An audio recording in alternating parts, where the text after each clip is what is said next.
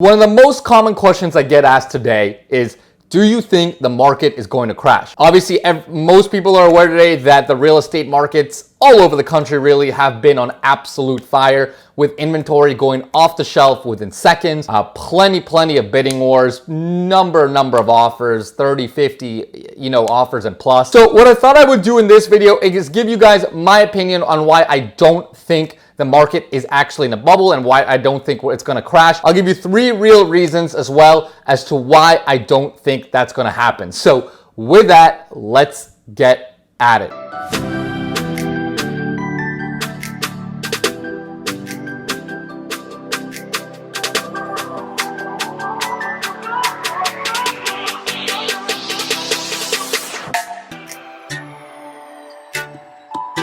What's going on, guys? My name's Lior and I'm a real estate agent with Compass, and welcome back to my channel. Now, before I get into the meat and potatoes of the video, 2 super quick things.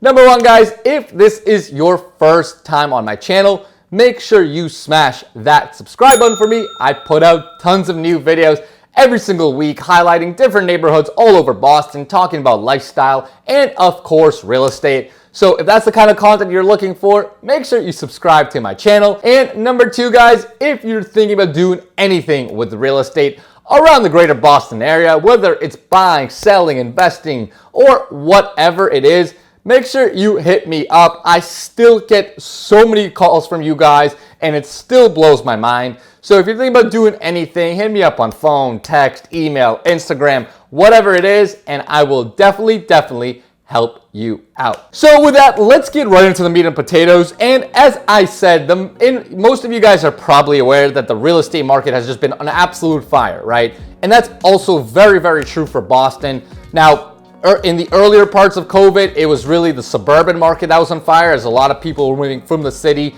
to the suburbs. So single families were just almost untouchable, really. But since COVID has kind of waved off, if you will, for now at least, and we hopped into the spring and summer, the single family markets, the multifamily markets, and now even the city condo markets are all absolutely on fire, right? I mean, most listings today are getting quite a bit of offers. Now, that has slowed down a little bit in the middle of the summer in July and August. Instead of maybe 20, 30, 40 offers, maybe we're seeing 5, 10 offers. But I do think that's just a function of the summer, as a lot of people really wanted to travel and get out of the city after being stuck here for a year and a half. I do think in the fall and winter, we're gonna get right back into it, and it's gonna continue to go at an insane pace once again. So that being said, let's go into my top 3 reasons why I don't actually think we're in a real estate bubble, given all of what I just said. I think there are 3 real economic factors, that are making this a real market, and I don't think we are in any true danger of any sort of burst or any major downturn coming anytime soon. And the first and main reason for this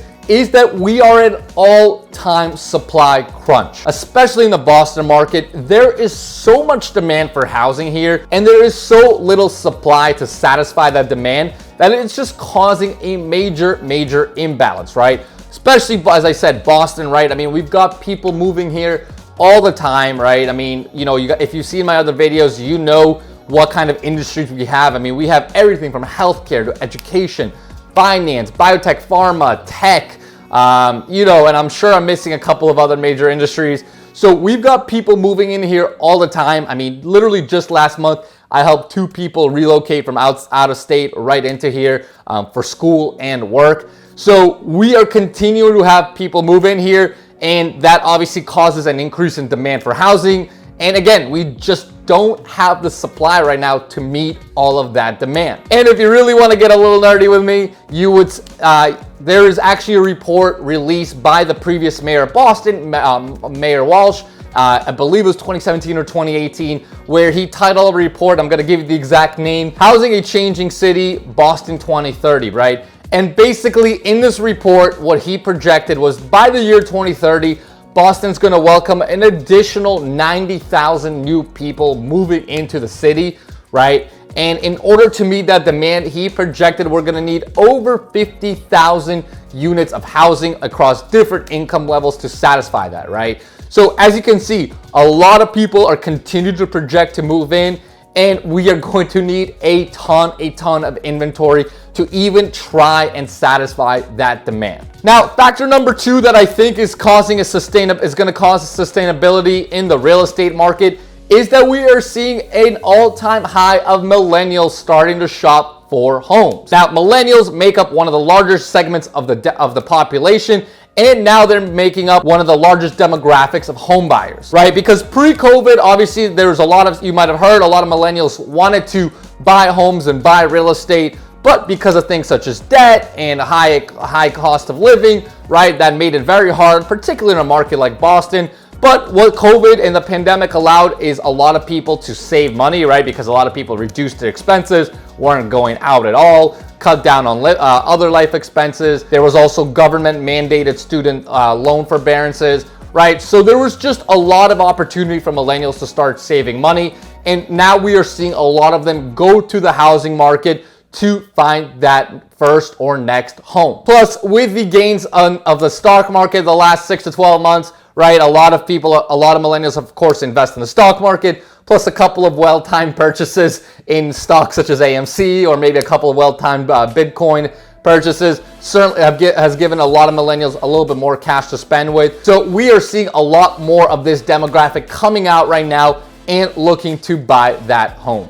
And third factor, but certainly not least important, is the continued historically low interest rate environment we're in right now. And basically with low interest rates, what that allows us to do is give each potential home buyer more purchasing power, right? The lower the rate, the more house you can essentially afford to buy. So that's also fueling quite a bit of acquisitions right now. And if you want to kind of get into the real economics behind this, one of the reasons why this is happening was because actually the Federal Reserve allowed banks to essentially borrow money at 0% interest rates. So because of that, the banks in return could issue these loans at very, very low interest rates, right?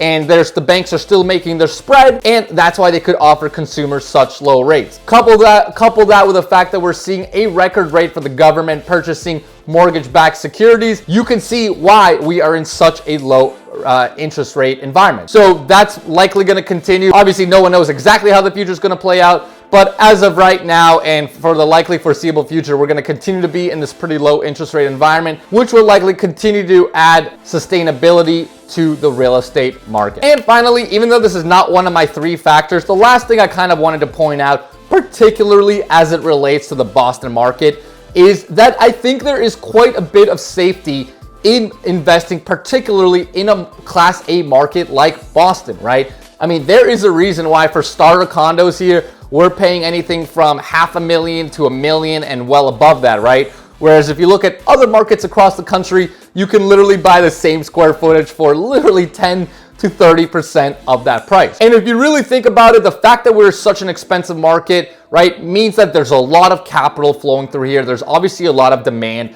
There's obviously a lot of wealth here, which for me tells me that there is a certain level of protection in such a market, right? Because it's very, very unlikely that if we have so much wealth here, that if there's any sort of economic shift, that all of a sudden people are going to start fire selling their units, right? What I usually like to tell people, especially when I hit this conversation, is the day you start seeing people fire selling, condos in the Back Bay and on Newbury Street for 70 and 80 cents on the dollar, call me, because I will literally be first in line to purchase those units, right? It's just not really something that I think is going to happen, right? Again, too much capital, too much wealth here for people to start fire selling units off if there's any sort of shift.